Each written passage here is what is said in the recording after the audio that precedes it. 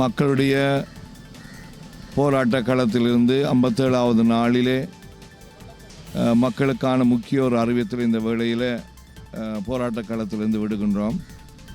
நாளை எங்களுடைய மன்னார் மாவட்டத்தினுடைய ஒரு குரலாக நாளை மாற்ற எண்ண உள்ளோம்.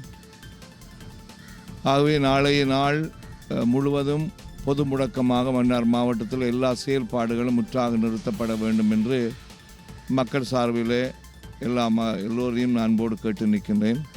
முதலாவது, எல்லா போக்குவரத்துகளும் அதில் ஈடுபடுகின்றவர்கள் எங்களுடைய குரலை ஒலிக்க செய்வதற்காக அனைத்தையும் நிறுத்தி இந்த பொது முடக்கத்திற்கு உதவி செய்ய வேண்டும். இரண்டாவது, அரசு சார்பற்ற நிறுவனங்களில் பணிபுரிகின்றவர்கள் ஒரு நாள் லீவ் எடுத்து வீடுகளிலே தங்களுடைய வாழ்வினை தொடர வேண்டும் என்று நான் கேட்டுக்கொள்கின்றேன்.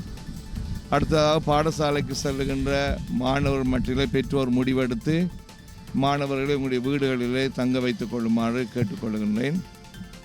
அடுத்ததாக, நான்காவது, எங்களுடைய 3 கோரிக்கைகளை முன்வைத்து நாங்கள் நடத்துகின்ற போராட்டத்தை மிகவும் எழுச்சியுற செய்வதன் மூலமாக மாபெரும் கண்டன பேரணி நாளை 10 மணிக்கு மன்னார் விளையாட்டு மைதானத்திலிருந்து ஆரம்பமாகி நகரப்பகுதியில் 2 மணித்தியாலங்கள் எங்களுடைய கோஷங்களை எழுப்பி எல்லாவற்றையும் எங்களுடைய குரலை ஒலிக்க செய்து அதனுடைய அடையாளமாக எங்களுடைய தேவைகளின் குரலாக மாண்புமிகு ஜனாதிபதிக்கு கடிதத்தினை எங்களுடைய கௌரவத்துக்குரிய மாவட்ட செயலாளர்கள் நாங்கள் கொடுக்கவிருக்கின்றோம். ஆகவே நாளைய நாளில் எல்லா தொழிலாளர்களும், மீனவ தொழிலாளர்கள், விவசாயத்தில் ஈடுபடுகின்றவர்கள், ஏனைய தொழிலில் ஈடுபடுகின்றவர்கள், சிகை அலங்கார சங்கத்தினர், ஏனைய சங்கத்தில் எல்லா அமைப்புகளும் நாளைய நாளிலே எல்லா வேலைகளையும் நிறுத்தி இந்த போராட்டத்திலும் முழு கடை அடைப்பிலும்